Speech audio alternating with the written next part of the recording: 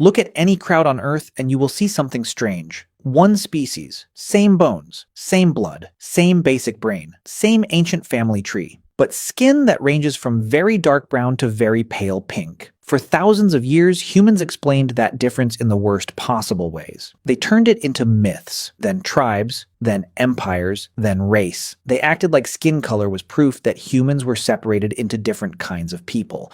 But biology tells a very different story. Skin color was never proof that humans were separate. And it was never really about the labels people use today. It was about a problem every human body had to solve.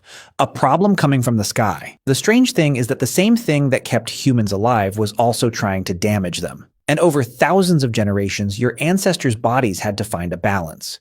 Block too much of it, and you die one way. Let too much of it in, and you die another. So why did humans become different colors? The answer begins long before nations, borders, or races. It begins in Africa, with a small, exposed, sweating ape standing under a brutal sun. For most mammals, skin color is not the first line of defense. Fur is. Fur is shade. Fur is armor. Fur blocks sunlight before it ever touches the skin. But our ancestors did something dangerous. They lost most of it. Exactly when it happened is still debated. But the leading explanation is heat. A fur-covered animal overheats quickly when it runs in open sunlight. A mostly hairless animal that can sweat has a strange advantage. It can keep moving. It can walk for hours, run for hours, follow animals across hot open land while other predators have to stop and cool down. Sweat works best on bare skin.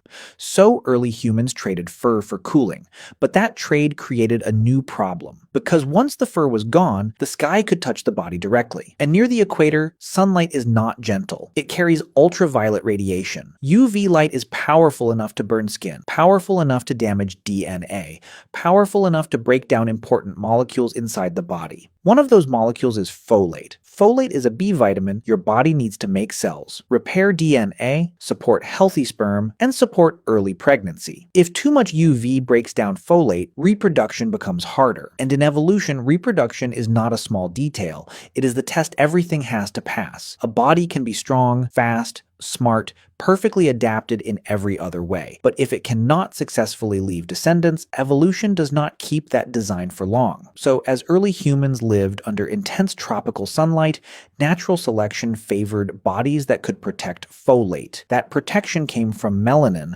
Melanin is the pigment that gives skin its color, but it is not just color, it is a biological shield. It absorbs and scatters ultraviolet radiation before that radiation can do too much damage. The more dark protective melanin your skin produces, the better protected you are under strong sunlight. This is why populations whose ancestors lived for long periods near the equator tend to have darker skin. Not because they are a different kind of human, because their ancestors lived under stronger UV. Dark skin was not cosmetic. It was survival technology. It was the first sunscreen. But then humans moved. Slowly, over tens of thousands of years, groups of Homo sapiens spread out of Africa.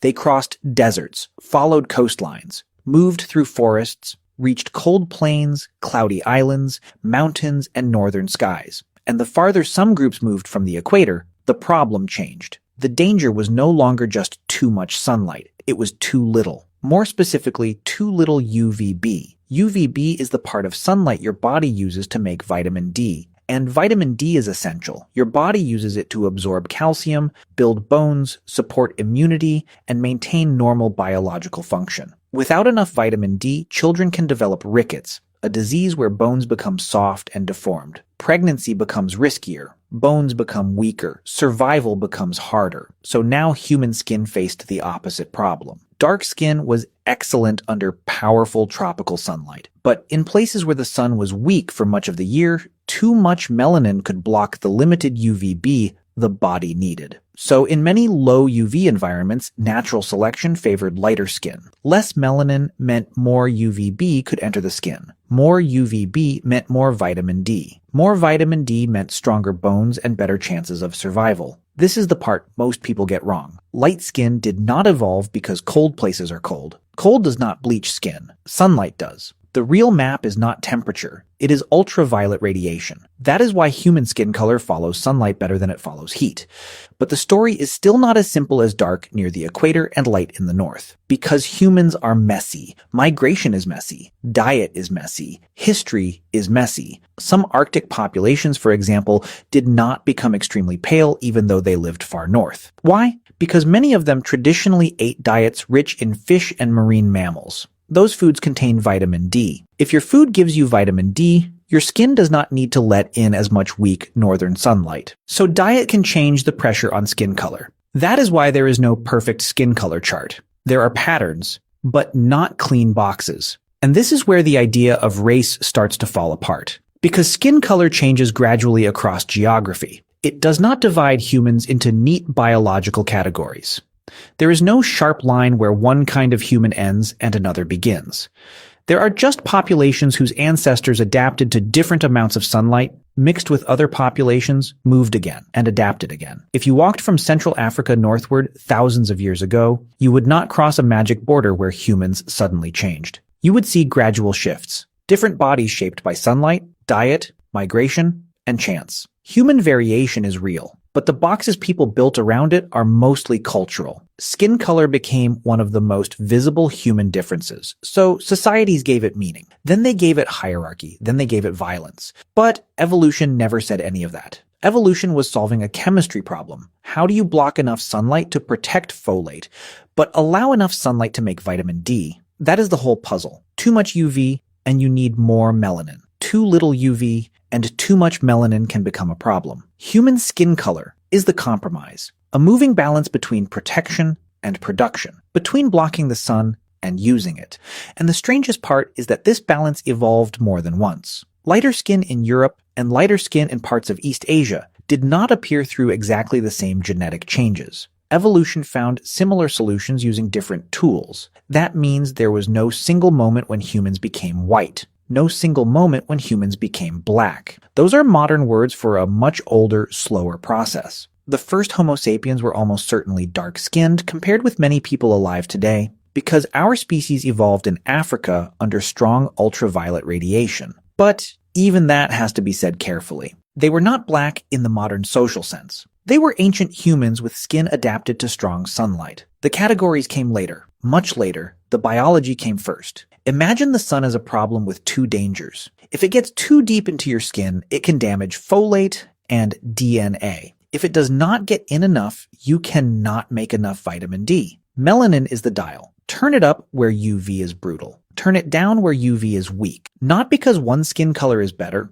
because different environments ask different things from the body. That is why no human skin color is the original perfect version. Every shade is a solution. Dark skin is not primitive. Light skin is not advanced. Brown skin is not halfway finished. They are all records of survival. But then the modern world broke the old rules. Today, people move across the planet in hours. A person whose ancestors adapted to weak northern sunlight can live under harsh equatorial sun. A person whose ancestors adapted to strong tropical UV can live in a cloudy northern city. Your skin still carries the story of old sunlight, but your life may happen under a completely different sky. Our bodies were shaped by places. Our lives are no longer stuck in those places. And maybe that is the most important part of the story. Skin color feels permanent. It feels like identity, family, history, something you are born with and carry everywhere. And it is. But it is also evidence of movement. Your skin is not just the color of your body. It is the shadow of ancient migrations. It is the trace of deserts crossed, coastlines followed, winters survived,